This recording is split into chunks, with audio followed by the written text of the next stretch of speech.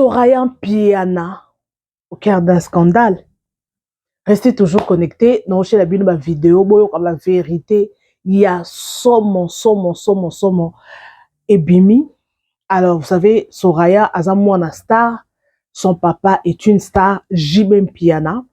Et moi, star, Aza star. Et maman, Amida, Oyazali, maman naye. Alors, réseaux sociaux, Oyo, il y a d'autres choses, tout le monde en haut, ils ont lukuta, ils ont mis sous solo.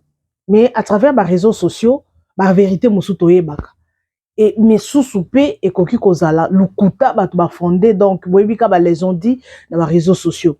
Alors, je vis, ces vidéos sur les réseaux sociaux, nazan a pour ça, tout solo, lango, tout dans la bino. La vidéo, bozo, moi, na la bino son. Soraya était dans le lobby. Bien on peut découvrir de quoi il s'agit. Sur dans le lobby, ils ont sa répétition. En tout cas, et puis si pas si peu mawaka sinamité ma non qui passe non qui douleur congolais alingaka kolande la vie ya mutu tina suka. Congolais royeba vie na yo koleka yo moko. Ayebi histoire na yo koleka yo moko kolonzoto. Alors Jibem Piana, aza star na biso, oto yebia marqué époque na ye, malgré lelo aza li son actualité, mais Jibem Piana, lelo a marqué vraiment la musique congolaise. Alors, ceux qui n'ont pas s'abonner, faites-les maintenant, abonnez-vous, partagez, likez la vidéo et commentez, ça nous fera du bien.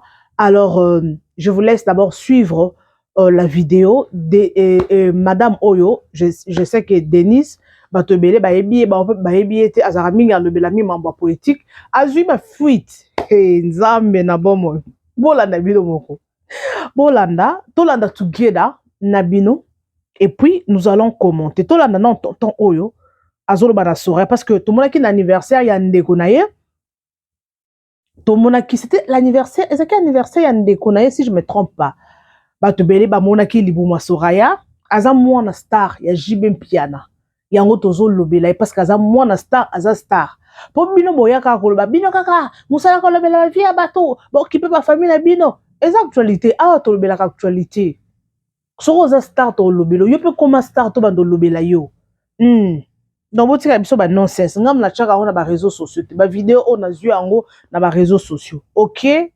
alors botika no ba imprimant na bino alors to landa on together na bino. Et puis on se retrouve tout juste après pour commenter. Let's go. Là, dans nos vidéos où il y a le garçon. Et puis nous allons commenter, ok? Let's go. Salut la grande famille, j'espère que vous allez bien. Moi, je vais super bien par la grâce de Dieu.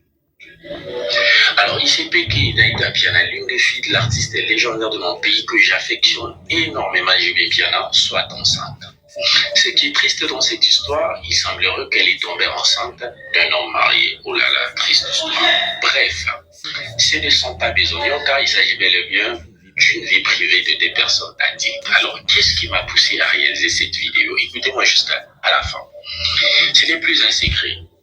Il semblerait que le beau-père de Daïda Piana négocie le mariage avec son futur gendre au prix d'une responsabilité au sein de l'entreprise publique.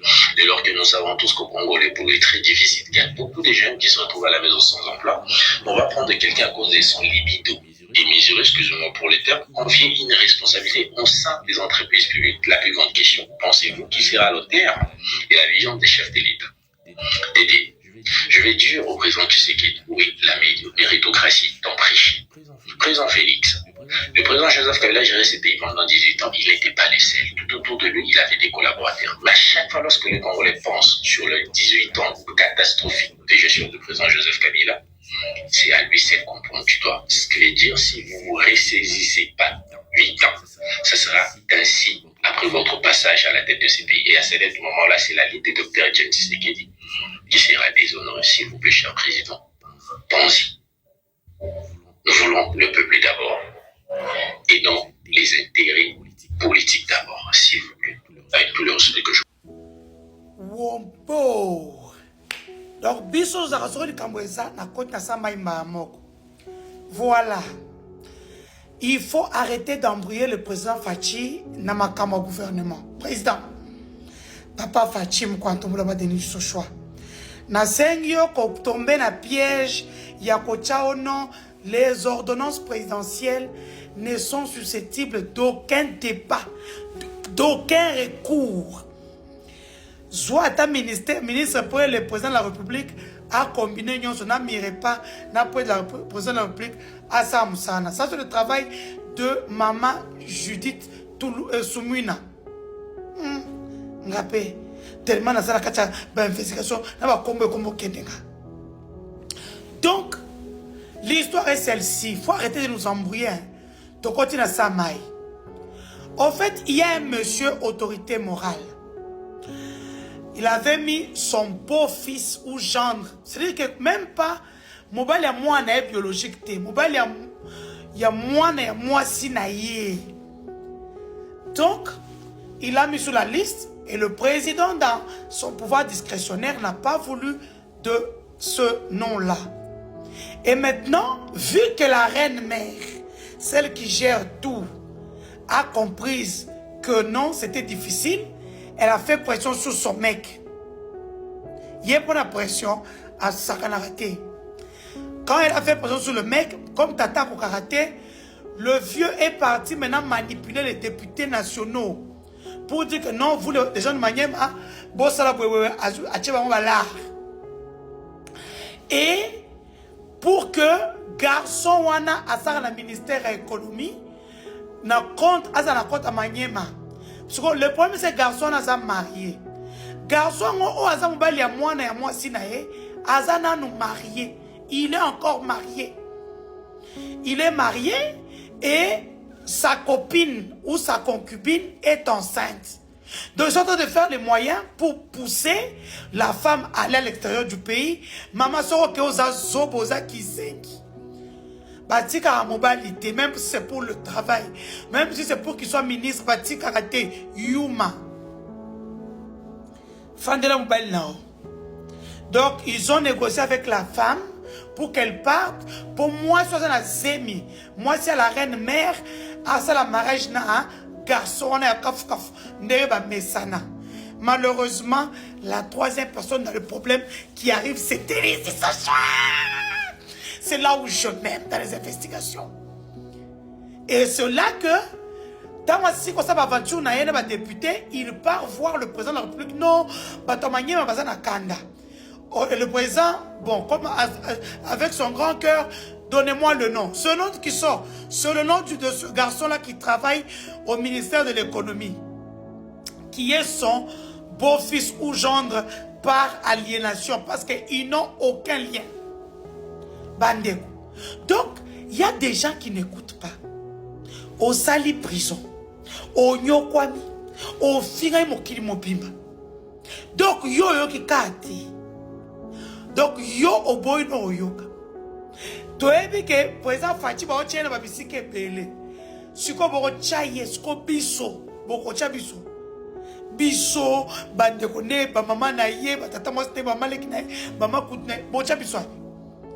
Po ye, ujimu kantu kaluka, kava kwa tombora. Et puis, maman, et pas na biso baluba, to bali saka moi ça na zemité, yoka soni. On ne fait pas marier une femme qui est enceinte chez nous, le loupa. Surtout nous au Kasaï central. Ce bolingi bobota. Bobota. Bossa mariage après. Mais le monsieur est marié. Et puis yo paie.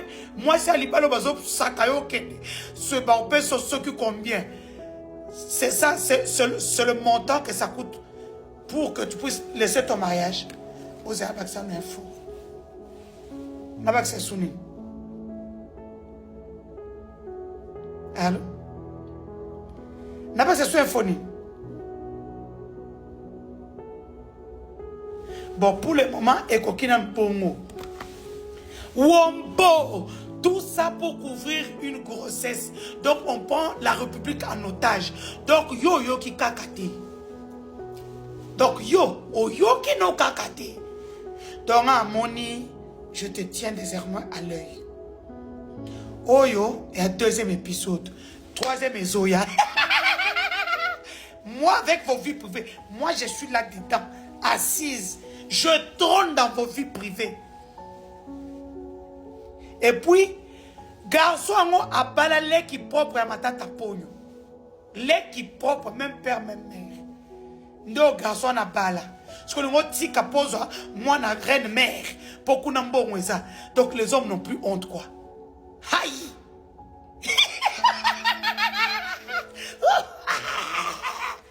Koyoka moto. Et voilà, j'espère que Bolandi Tina Suka. Mambo yo eza somo. Naloba nani, naloba nini. Naloba nini mambo eza somo bandeko. Tomoni, la journaliste, yimo kwa mi bengaka journaliste d'investigation. Ba soupçon, parce que dans les réseaux sociaux dernièrement, tout le monde a qui ba soupçon et bimi.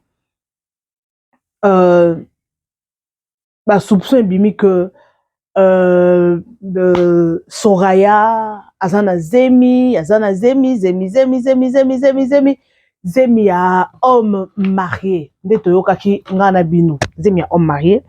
Bino moko boyoki, la journaliste ndenge alobi. Alors je n'affirme pas. Parce que ça to yoki o ya alobi. Parce que to vidéo on a chili bino liboso wana. Le monsieur avait dit que a confirmé que na photo bino bozo mona et sa photo il y a tonton comme on est jusque là on a évité mais balobi que azali homme marié moi si na épée au fait azab marié moi si na épée azab na famille moko ya mbongo donc papa na aza autorité ya mboka na biso. Alors ce qui se passe que est que tellement moi si wana yanda quoi découvrir déjà que bazobima mobile na bazobima na Soraya nde bazana posa ba faire voyager moi si wana po bango basala mariage na Soraya. Alors bon eza makambo c'est normal ce qui est arrivé c'est déjà arrivé et le au sala eza nango vraiment gravité d'après moi parce que ezaka biloko mo il faut normalement fa na tochi lango ka commenter parce que JB azamuto ayebani. Et maman a également toyebi ke abali autorité ya mboka na temps oyo tozoloba mobali na ye azali président ya ensemble national. Bino bozo sakana l'argent appelle l'argent. Alors maman aza mutu munene, papa aza mutu munene, stepfather na yepe aza mutu munene. Donc moi na akomi na zemi quelque part. Et ça la moi soni menaki lelo comme na moi normal mais na kala et ça la soni que non papa ana mbo maman ana mbo mais moi na bas ce qui est vrai lelo kozwazemi en dehors ya mariage et comment na normal mais na kalezala ka soki moi si azwizemi c'est que ba senteye mais lelo omona muto azana zemi moko en dehors ya mariage omona aose longo pe baby shower azana ba réseaux sociaux on sait on peut ba vidéo donc ezara nango sous tabouté et comment nango normal. Alors Soraya azali mona JB Piana toboyi na bisoté. Alors d'après moi ezara nango normal hein ana mbongo aza responsable et puis azali ana poste moko ba pesa poste na gouvernement j'ai oublié même poste ba pesa ye. Batubele bazolo ba pourquoi mwana o ba moni batu mususu te ba pesa kaka mwana o c'est normal makambo mususu to bebisa na biso munorote parce que papa na ye stepfather na ye aza autorité ya mboka maman na ye aza na mbongo obligatoirement mwana koza influence eza makasi ba kopesa pouvoir ata le lolobi to la muka to moni Junior Piana to mona Junior Piana lelo akomi ko travailler na gouvernement pourquoi maman na ye aza déjà natio mobali ya maman na bango aza na gouvernement c'est normal oui aboti na homme marié c'est nga elo ya grave onga nazomo nezati oui kobota na homme marié eza bien te eza mabe au détruire libala batu c'est la honte mais lelo na kilelo parce que to travailler par rapport ya lelo ya kilelo par rapport à l'actualité eza nango normal oui ça fait mal.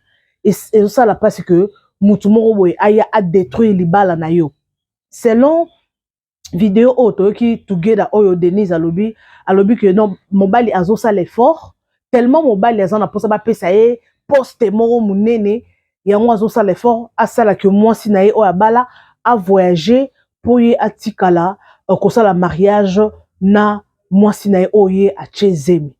C'est normal. Lelo eza monde ya intérêt. Lelo oyo tobeta mima solo eza maramu ya intérêt. Nga na yebisaka na yebisa Mr. B na bi omoninga soki na zui pouvoir na mboka na biso no sala nde bato nyonso basalaka na kosala eloko bato nyonso basala omoni jibe mpiana ata nde afandi boye malgré bakabwana mwasi na ye ebi ke bana ne lelo wakufa pauvreté po ye moko nanu jibe ana mbongo ye moko nanu jibe aza star ana mbongo siko bana na ye bazo travailler na gouvernement à travers moi sinaye, à travers mobali ya moi ya ex moi sinaye. C'est normal. J'ai bien pena boy en ngota, c'est pena ko tuba ne ba mata level. J'ai bien pena lelo ata kufi bi ke no ba nanga ba pauvreté. Ata ko na mbongo na ngai te, na mbongo na bango parce que ils se font de l'argent. Soraya aza na poste ceux qui poste nini aza na ngobo chelo na ba commentaire. Poste aza na ngoko fa pauvreté ana mbo abotama déjà na mbongo. Ayeko bakisa lisusu yo balobaka l'argent appelle l'argent yo il faut to luka mbongo soko luka mbongo ko ya ekobanda ko ya to luka mbongo to za focus bandeko ngana loba songa na zui poste na gouvernement ya biso wana eza selon to tambola selon kilelo na zui poste na ko engager famille nanga te moka na biso soko le la logique, oui, je sais que bato belé ba aux contre maman na loba, mais tout ça la ressemblante c'est la vérité. To bande ko bengana, là c'est ça maman na loba. So dans une poste, na engagé papa malheureusement, il n'est pas en vie, maman na biso dans PC poste. Ma grand frère nanga, bozo poste. Ma petite sœur, ma cousine. Oh belle famille. Boyon sur ma poste. Ma camarade, ma cousin, na batwaka na kopesa bango ba poste to lia mbongo ya l'État. Ah oui. Et mbongo l'État to liango très bien. Mbongo gouvernement to liango bien. Po eza bongo. Lelo otomona kimoyibi eza na mboka na biso bandeko na oka douleur na oka pasi. Obi ke na otala ba image mususu na kin. Non, t'as le niveau. La fois passée, dans ta image na Zando, maïndenge tondi, bandego, je me suis dit, est-ce que oh yo eza Congo vraiment? Mais tozo yo kaka ba détournement ya mbongo. Eza ka $100,000, $300,000, 2 millions de dollars. Ba dollars kande zo kende bandego. Eza pona nini? Mutunanu, otembo ke changer te avant mboka nanu changer, batunanu il faut ba changer, bato ba na mboka il faut ba changer, ba autorité il faut ba changer. Parce que lelo mutio so sana posa soki azui ayi banano, azwa nanu, envoie mananu, o etikali après. Siko nga soki lo na ko na zui poste non sani. Ngane na sa logique. Musée Kabila yaki ana logique, ayela ki biso ba logique awa, azako aotambola tout droit. Ba bomaki ete. Alors, Tobando Bengana Musée Kabila et qui ça le président Kabila, Joseph. Mutumabe, akende, to monaki hein. Bandeko, fachi beto ba torturé te.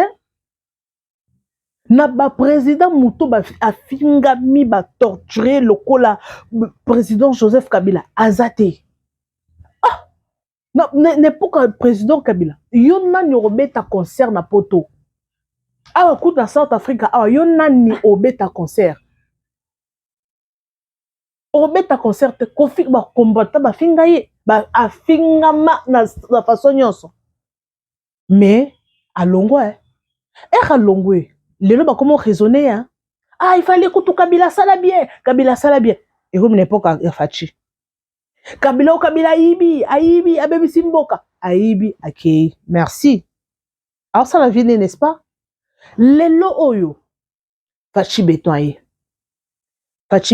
papa azosala kaka bato bande ko finga wana bakomo finga lisusu ye Fachi Beton Fachi abebisi mboka Kabila kutu bien Kabila kokende Fachi Beton kokende ba oba oya wana oyo akoya peut-être pe akoza plus pire que Fachi Beton changement il faut qu'on a biso oui Fachi Beton aza président yende aza na un mot à dire na mboka na biso Congo non mutu boy ayibi mbongo bokanga ye eloko pe papa Fachi fo sala bongo mutu ayibi mbongo bokanga ye oyo asali détournement pour prison osali nini peine de mort babeti yo basasi longwa na bamboka mosusu tomonaka eza na Rwanda dans quel pays botchana na ba commentaire eza na pays moko je ne sais pas na Rwanda ou I don't know pays moko oyibi osali détournement bakoboma yo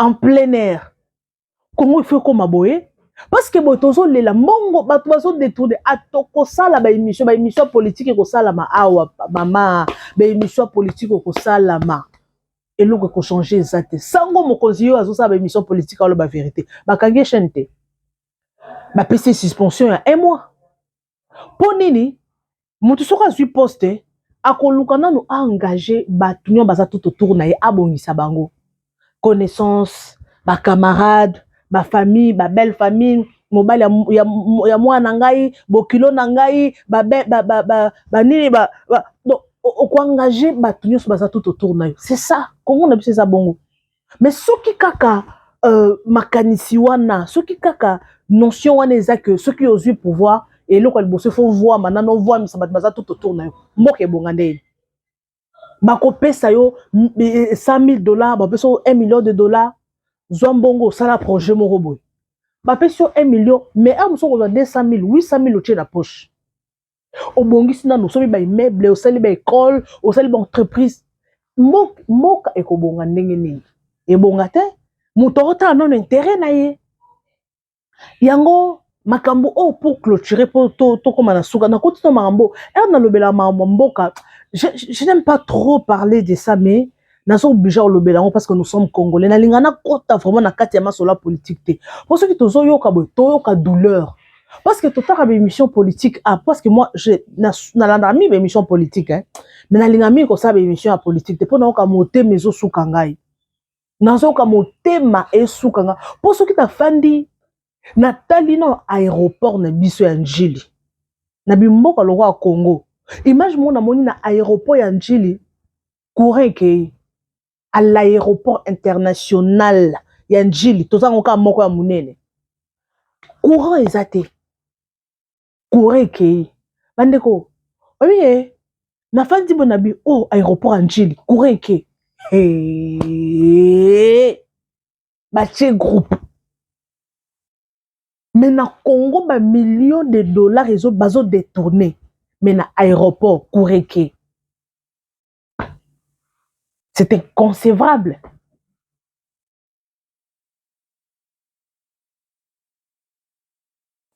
Nathalie Bonabi Congo mutu soka kosi na pouvoir aiba ya ngape na bina kosi na pouvoir ngape na osaka nde batunyo so basala siko ni yoko ya soko oye parce que yango eza chaîne parce que bacho na poste ngai ne nazaboye na kobongisa okobongisa oye okuti ba ancien ba webiso awa ba marchera boyete so oza na poso bonga na vie awa soko ye tambola boye to sala ka boye soki bimi 10 to zo 7 to na poche 3 to sala na musala yo soko ye awolobi olanda logique okobonga na vie te poso ba moni ko mutu makasi ba ko éliminer ba chelo ata poison ba tinda ta ba bomio so yebisaka mboka boye mboka ya boye eloko ya eko avancé te président ko pesa autorité akopesa mibeko non eloko boye sala mutu be bokanga ye mais na kuzu pe ba président so seulement mambo esopo po yo pe ko to bendaka mwa ndambo makambo ekendaka boye voilà selon concept na nga na comprendre yango bongo parce que moi ba nyuso ba condamner kabi chilombo mutu mabe président boye papa bo condamner ye mais ye pe azota ke non ye pe ko to azumwa mukie mais ce que le bien condamné kuna pe ko reverser yo zo lingo condamner biso yo moko zwaka ça fonctionne comme ça alors botika na bino ko bebisa souffle Soraya Mpiana obligatoirement à rejoindre poste Ponini, stepfather na ye, aza na autorité, aza président et assemblée nationale.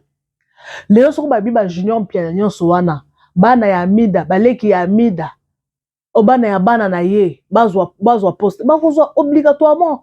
Eza loko kuta koloba te, mboka na biso, bozosi, yo mamba politique na loba mingi te, parce que eza ke dans si sanga souffle na nga pamba, na kokota na nga na ba problème, ba conflit pamba, ponini, eza loko olobe loko mo ebike non, et kopesa na ngote. Ozo silisa don souffle na eloko ato lobby eko changer na ngoti. Yo bandeko basaka ba émission politique, ba émission parce que na ba émission politique vraiment. Tatiana Osango. La fille alobara bien asaka ba émission bien dernièrement ba tindi batou ba betaye parce que alobara telemelaka vraiment pouvoir. Ba tindi batou na ba basaki vraiment cagoulé 6 personnes 6 garçons ba betiye moko mwana mwasi. A bêtier vraiment. Ponini, a téléméra pouvoir. A téléméra makambo ezoleka. Ba tindi bato ba betaye. Après oleka na TV, ngana ko tikate, ngana ko loba. Parce que ça mboka et tout. Garçon mo be pas le kanaka na CML TV et pas non. Émission politique, comment que na landaka vraiment. Nani, comment vous? En tout cas, pas yekutu nenga téléméra ka fachi beto oko imaginer te. Kala mingi te ba tinda ki pe batu ba beta. Donc en tout cas ba ko luké na ndako ba ki vraiment armé si on a ngina lo bana bato en fait ce qui quand nazo sala ba analyse nanga nazo loba na yebisaka na loba na makambo boye oui c'est une bonne chose de parler de son pays ko défendre mboka ko telemela bato bazoyiba mbongo pardon ya mboka en tout cas il faut ko condamner bango et tout c'est vraiment une très bonne chose. Mais il faut savoir, il faut qu'on y ait bas. Tu as vu na risque, tu risques ta vie, oui. D'adage baloba qui risque rien n'a rien, oui, c'est une bonne chose. Mais eriozo risqué. Yeba ke mamba politique anytime ba roti na mutu babomio. Fi o ba enleva ki wana comme na boutique na ba commentaire. Ponini abandonne ba vérité en mboka. Mboka na biso o eza soki olobi vérité na mamozo leka bako bomayo bako enlever bako sala loko moko et fonctionner bon. Bato mususu baza banzimi baza na ba martyr. Azana e martyr, ça n'importe quoi, lobane n'importe quoi. A obanga ne liwa te ba bomé pona mboka. Maman, papa, yo so loba mboka, loba on a modération. Merci, ozo loba finga. Oui, to mboka na biso normalement c'est ça, même si en Afrique du Sud. Ceux qui ozo ya pouvoir ou oza opposant ozo loba okoloba na président mboko aza moyibi aza incompétent okoloba mais ko toucher vie privée na été oui c'est normal mais ya mboka na biso o toucher vie privée o toucher te o fingaka aza incompétent et sili bakanelio oui c'est une bonne chose koloba bongo mais faut yeba que tu as une famille tu as des enfants et yo ozo risquer vie na yo pour parler pour na mboke bonga. Tu te crées des ennemis, mais tu as vu non en risque. Oui, c'est bien de défendre le pays. Ngana boye loko wanati. Ngana boya kate. Naza pour ça pour comprendre ngana commis déjà na suka. Na boya ke loko te faut ko telemela bato bazoyi ba mbongo, il faut ko sala bango boye ki moyibi esila, mboke changer. Oui, ba sud-africain ba bunda pour na mboka na bango ko maboye. Ba bunda ba mindele basala bango boy ba nyokola bango dona kalezalaka ba quartier mususu mwinda kokota tezaka mundele soki aza na queue na ligne mutu mwinda oza na sima oza no mindele nyonso bakoti na shop basisi ba shopping na bango bino ba noir bokota ba nyokwama mais babunda pona mboka na bango bero ebele surtout na ba avenue nde toujours wana ndoke na avenue moko boy na tuna bi mais oza kombo mutu ba bisinga babi wa kombo mutu bali bato nyonso ba pesa ba kombo ba venir sorry bato nyonso ba pesa ba kombo ya ba venir oyo ba Albertine Susulu soki ba nani bato wana nyonso ce sont des gens au babunda pour la liberté ya mboka na bango nesko ba ti ba kombo na bango tikala ba pesa ba kombo ya ba venir. Donc cela veut dire qu'il y a des gens qui se sont battus pour le pays. Alors, ceux qui ont orondima aux la martyr, bango kutu ata ba kufa ba famille na bango ba bénéficiaka na ba mbongo ba kombo ya ba street ya ba avenue ba cha famille na bango ba bénéficiaka po l'été futaka bango siko yozo se sacrifier pour na mboka ni na Congo okokufa rosi mukendi lo akufa famille bazo combien ba martyr nyonso o ba kufa pour na mamba ya politique na biso famille na bango ezora combien ezora mbongo oui ce ba futaka bango lelo ato risquer vie na okufi famille na yo ba perdre yo mais yeba ke ba okotsa pe moi quelque chose l'été ba no futa bango. Mais si ce n'est pas ça, oui, parler de la politique, faut que télémela miyibi nyonso, boy na boy, ko télémela bango, makamazo salamabe, oui, salango, mais faut yeba que non, risque ezali, anytime, anything can happen. Baro tinda bato asali o mabe. Oui, parce que zala wa muyiba, azo yiba, yozo ya ko réveiller, na sens ni. Je suis pratiquement à la fin, alors Soraya, oh aboti mon bala bato jusque là tout le monde nous aime bimité et ça les ont dit oyo bazolo ba c'est normal maman Denise dit sochoy olobioté ce qui moi si mon bali naza na pouvoir à ko engager bato c'est normal et ça bongo ko fonctionner bongo blom tout boya té lelo yo ce qui oza na pouvoir wana ou bien mon bali naza autorité mo oza bato maman ministre c'est quoi ça né okobenda bato na yo. Surtout si on a la vie à passer, on a la vie à passer. On a batu nyonso o baza très cher. O bongi sa entourage na yo atangai boy le lobo. So na komi kuna na oben na ba famille na David. Yo yaka zo poste oh Merlin. Yaka Sarah Téléma Gracia. Yo faut gérer côté yo faut la police. Non ça lango. Parce que au Congo c'est comme ça. Congo est ça bon. J'ai trop à dire alors. Merci beaucoup. Je vous retrouve next time avec un nouveau numéro. Bisous et bye. Vous informer, c'est notre souci majeur. Pour toute information politique, culturelle, sportive, abonnez-vous sur votre chaîne Bibiche Mbombo officiel. Bibiche Mbombo officiel, l'information à temps réel. Abonnez-vous massivement et vous ne serez pas déçus. Bibiche Mbombo officiel is the best.